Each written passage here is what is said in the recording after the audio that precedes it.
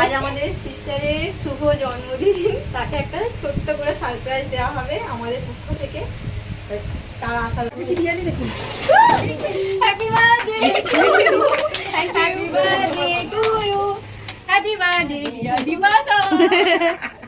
বলে আমার বার্থডে কবে চলে গেছে, এখন বার্থডে আমাদের জন্য এখন বার্থডে।